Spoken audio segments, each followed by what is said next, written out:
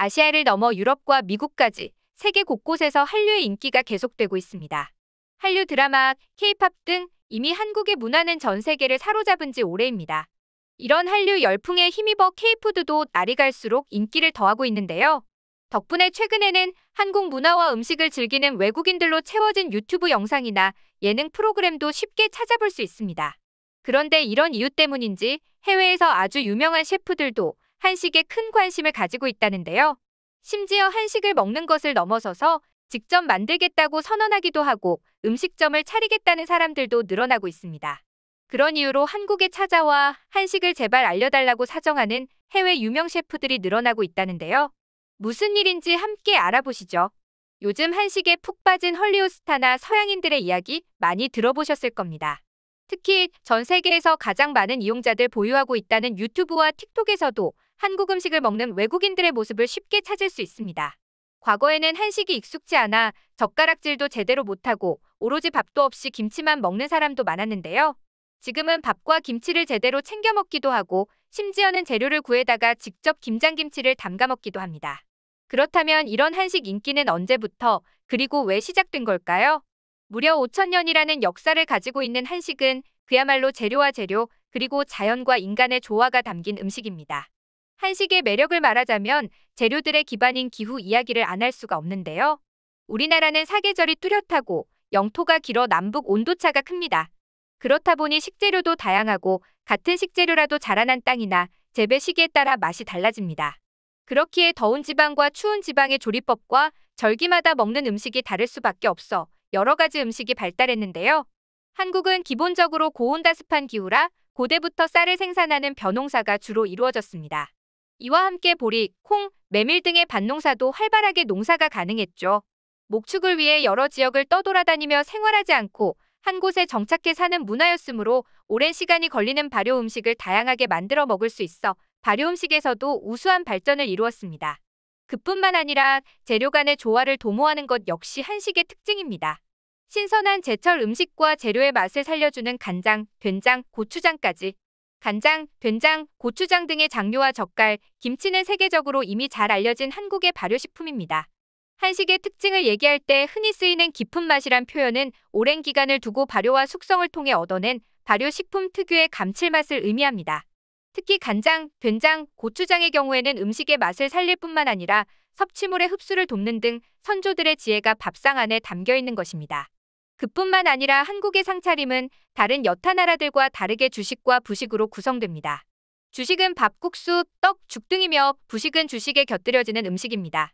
부식은 여러 종류의 식품을 다양한 방법으로 조리한 것으로 흔히 반찬이라고 부르고 있습니다. 이렇게 밥과 반찬을 동시에 상에 올리는 것을 반상차림이라고 합니다. 예를 들어 밥이 한 그릇 있으면 반찬으로 국과 김치, 나물, 조림 등을 함께 준비하는 것이 일반적입니다.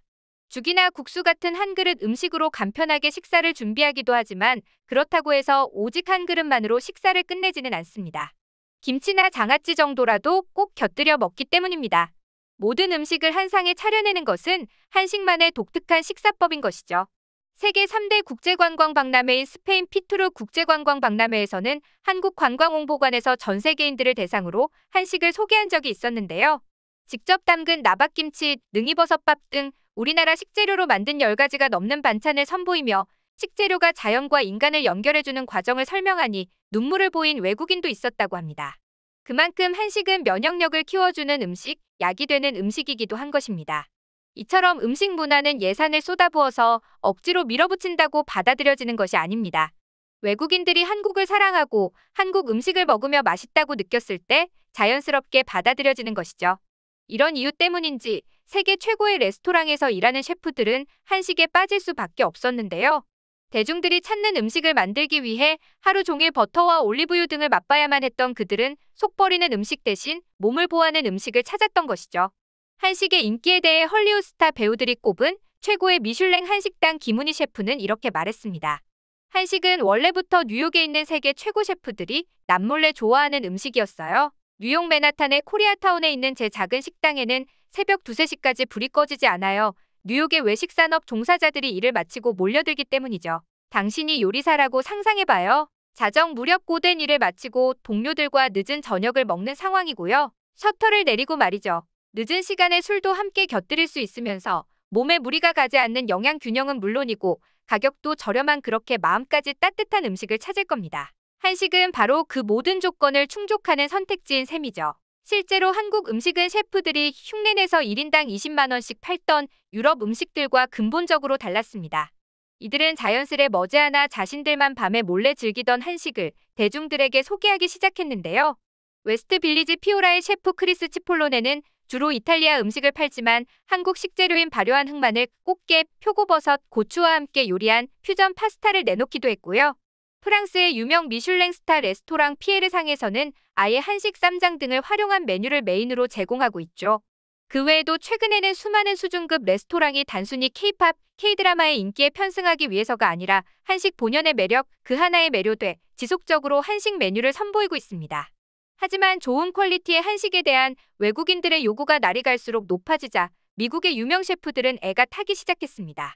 미국에서는 한인타운을 제외하고서는 양질의 한식 재료를 구하기 어려운 데다가 한국 여행을 다녀온 미국인들이 많아지면서 어깨너머로 대충 만든 한식으로는 더 이상 손님들을 만족시키지 못했기 때문입니다.